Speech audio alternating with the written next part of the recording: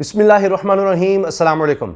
इमरान खान साहब को कुछ साफ़ियों से बात किए हुए अभी 24 घंटे भी नहीं गुजरे थे, अभी पूरा दिन भी नहीं गुजरा था कि जो बातें उन्होंने कही वो सच नज़र आने लगी, सच साबित होने लगी।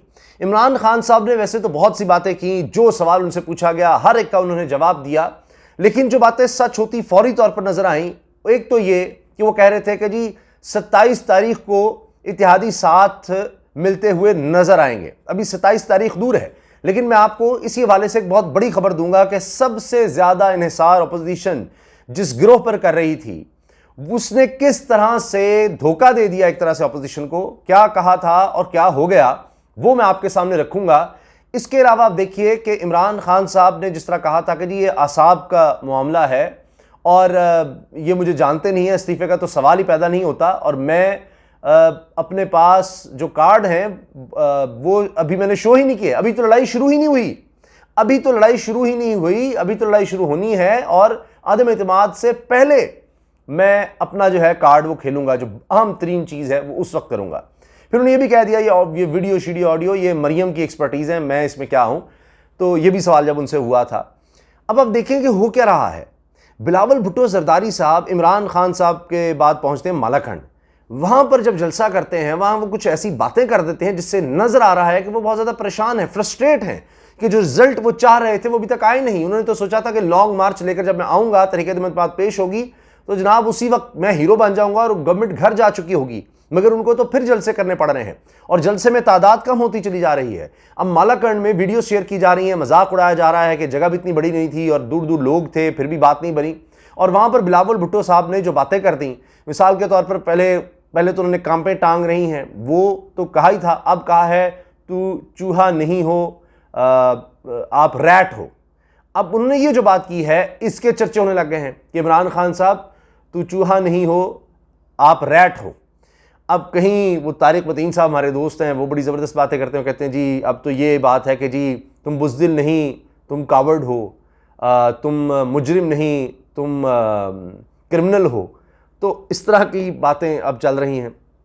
शायद वो ये कहना चाह रहे थे बिलावल साहब कि जी वो जो हमें कह रहे हैं 3 चूहे जो हैं वो शिकार करने निकले हैं शेर का, ये 3 चूहे हैं, तो उन्होंने उस माने में पता नहीं चूहे को क्या कह दिया, चूहे नहीं रैट हो। लेकिन आप देखिए तो सोशल मीडिया पर तो फिर वो चीज़ें निकलती हैं, लेकिन जो बात उन्होंने कही है जिससे वो लग रहा है कि कहीं कोई बात बन नहीं रही। एक तो उन्होंने कहा कि अंपायर की उंगली का मुकाबला, अब आप जानते हैं अंपायर किसको कहा गया, अब तक खामोश थे, नून लीग खामोश थे, उन्होंने कहा अंपायर की उंगली का मुकाबला मैं अंगूठे से करूंगा और यानी बोर्ड से, और हम जब आएंगे तो उसका मतलब है अंपायर को फारिग कर देंगे। ये आपने चीज नोट करनी है। मैं आपको और बताने वाला हूं कि अपोजिशन ने एक चार्टर अब क्या साइन कर दिया है, क्या चीज वो सामने ला रहे हैं कि जो नेशनल गवर्नमेंट हमने बनानी है उसके बाद करना क्या है, इदारों के साथ सुलूक क्या करना है, ये आप देख लीजिएगा। उन्होंने इस पर सारी बात तफसील से बता दी है। अच्छा, इसके अलावा बिलावल भुट्टो साहब कह रहे हैं कि एक तो अंपायर का और दूसरे कहते हैं मैं गेट नंबर 4 में नहीं जाऊंगा, गेट नंबर 4 पर नहीं जाऊंगा। अब वो किसको कह रहे हैं गेट नंबर 4 पर नहीं जाऊंगा? नून लीग को कह रहे हैं। अगर आपको यकीन नहीं आता कि नून लीग की तरफ इशारा है तो फिर उन्होंने कहा जी काले कोट पहनकर मैं नहीं जाऊंगा। अब ये वाज़े तौर पर मशहूर है कि मियां नवाज शरीफ साहब काला कोट पहनकर फौरन चले गए थे मेमो गेट में, यानी एस्टैब्लिशमेंट के साथ मिलकर पीपल्स पार्टी के खिलाफ उस वक्त चले गए थे कि जी मेमो गेट में ये कहा गया था कि आसिफ जरदारी ने मदद मांगी अमेरिका से पाकिस्तानी फौज के खिलाफ, ये था मेमो गेट। तो अब उस पर जो कि चार्टर ऑफ डेमोक्रेसी साइन कर चुके थे कि नहीं हम एक दूसरे को नहीं गिराएंगे, तो वही नवाज शरीफ फिर गए थे और काला कोट पहनकर चले गए थे, उसका हवाला बिलावल दे रहे हैं। तो क्या उनकी बात नहीं बन रही? जो उन्होंने एग्रीमेंट्स किए थे मुख्तलिफ जमातों से कि वो पूरे करेंगे, मसलन काफ लीग हो गई, जिस तरह तरीन ग्रुप वगैरह या दीगर लोग, तो नून लीग उनको एडजस्ट उस तरह नहीं कर रही। क्या चक्कर है कि वो इतना नाराज हो गए नून लीग से? गेट नंबर 4 का भी हवाला दे रहे हैं, अंपायर को भी नाराज करने की कोशिश कर रहे हैं, जिनके बारे में शहबाज शरीफ तो जनाब पैरों में गिरे हुए हैं, पैरों में गिरे हुए हैं। अब उनकी डील खराब करना चाह रहे हैं क्या? अभी तो जनाब हुकूमत इनकी आई नहीं तो यह हाल है, और साथ वो अंपायर को तड़ी लगा के एक रिवेंज किसी कैफियत की बात कर रहे हैं, और काला कोट और गेट नंबर 4, क्योंकि वो तो बात होती है, एतजाज हसन साहब कहते हैं कि ये छुप छुप के मिलते हैं, रातों में मिलते हैं जनाब, तो वो कहीं गेम हो गई है और उस वजह से वो अब इस तरह की बातें करना शुरू हो गए हैं हर तरफ, यानी अपनों भी ओन गोल करे जा रहे हैं। तो ये बड़ी अहम चीज़ है। उसके अलावा आप देखिए कि अपोजिशन ने क्या गेम खेली है। उन्होंने किया है कि एक नया चार्टर वो ले आए हैं कि जी क़ुव्वत अवाम, के अब हम सारे इदारों को हुकूमत के अंडर करेंगे। भाई पहले ही अंडर हैं, लेकिन इसके क्या मुराद है? सारे इदारे अब हुकूमत के ताबे होंगे, अब जब हम आएंगे सारे ताबे होंगे, एक नेशनल गवर्नमेंट की बात हो रही है। तो इसका मतलब है कि कोई दाल में कुछ काला तो है, वो एस्टैब्लिशमेंट से उतने खुश नहीं है और वो कह रहे हैं कि अब हम आएंगे तो सबक सिखाएंगे, एम्पायर को भी, सबको। अभी अचानक खामोशी में फिर दोबारा ये क्या हो गया है, लहरें उठने लग गई हैं। क्या यही वजह है कि जनाब अब सबसे ज़्यादा इन्हिसार जिस जमात पर था, जिस गिरोह पर था, जिस इत्तेहादी पर था, वो थी MQM। जी हाँ, वही MQM जिससे मौलाना साहब ने हाल ही में मुलाकात की, बादरुबाद जाकर मुलाकात की और कहा कि दोनों में इत्तेफाक हो गया साथ चलने पर। और साथ खालिद मकबूल सिद्दीकी खड़े थे और मौलाना ने वहां पर कहा कि जनाब इत्तेफाक हो गया है, बस अब ऐलान होना है, इत्तेहादी छोड़ चुके हैं, MQM छोड़ चुकी है, बस ये ऐलान 1-2 दिन में कर देंगे। ऐसे जैसे उन्होंने कह दिया कि जी हाँ जी हम आपके साथ हैं, बस हमें ऐलान के लिए टाइम चाहिए। फिर यह हुआ कि जरदारी साहब के हवाले से खबरें छप गई कि जरदारी साहब ने ग्रीन सिग्नल दे दिया, जो वादे हुए हैं पूरे करेंगे। और इमरान खान साहब की फिर बात सची कि भाई जरदारी के हवाले से आप यकीन करें, कोई वो जो मर्जी कह ले, कोई नहीं मानेगा कि जनाब उन्होंने कोई 2 नंबरी नहीं की, फलां नहीं किया, उनके वादे पर कौन एतबार करेगा। इसलिए गारंटर जनाब नून लीग और मौलाना थे, लेकिन वो बात बनी नहीं।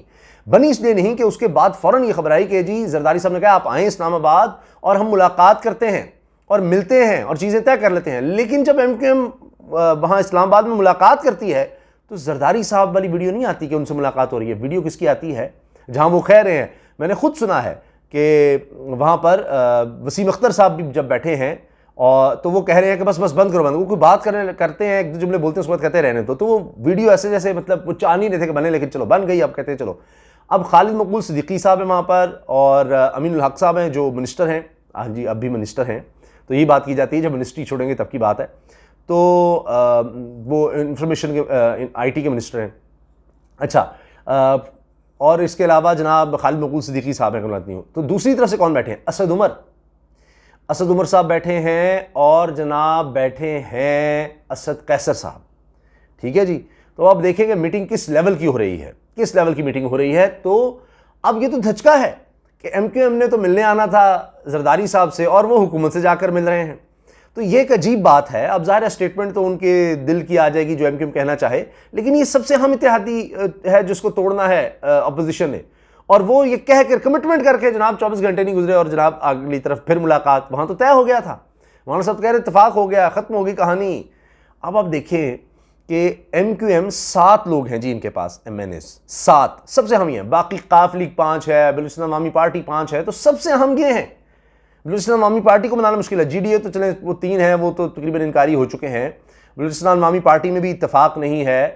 और फिर काफ लीग का वो देखिए क्या हाल होगा, वहाँ से साफ कह दिया है कि जी उधर तो वज़ारत आला तो आप भूल जाए ना, वो तो हमजा ही होंगे, तो फिर क्या करना है और क्या मिल जाना है आपको वहाँ पर।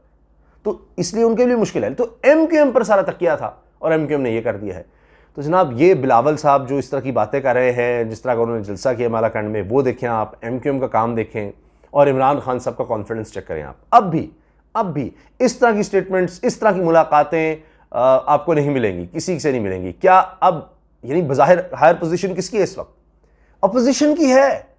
आप उनकी उस तरह तैयारी देख रहे हैं, उनका कॉन्फिडेंस उस तरह का देख रहे हैं। बिलावल साहब की स्टेटमेंट देख लें, जरदारी साहब की तरह हैं, मौलाना साहब की तरह हैं, शहबाज शरीफ जो हैं उन्हें तो लीड करना था, मरियम की तरह वो बेचारी बीमार हो गई, हमजा साहब की तरह हैं, कहाँ इंटरव्यूज़, वो तो उल्टा हुआ, वो लोग उनसे ज़्यादा तो वो आ रहे हैं जो लोटे हैं, जिनको उन्होंने सर का ताज बना लिया है, वो ज़्यादा नज़र आ रहे हैं अपनी जस्टिफिकेशंस देते हुए। और उनको शायद पता नहीं एक तरह से लावारिस छोड़ा जाओ, खुद ही डिफेंड करो। तो कॉन्फिडेंट उनको होना चाहिए कि हम सारी गेम बन गई है, लोग तोड़ दिए हैं।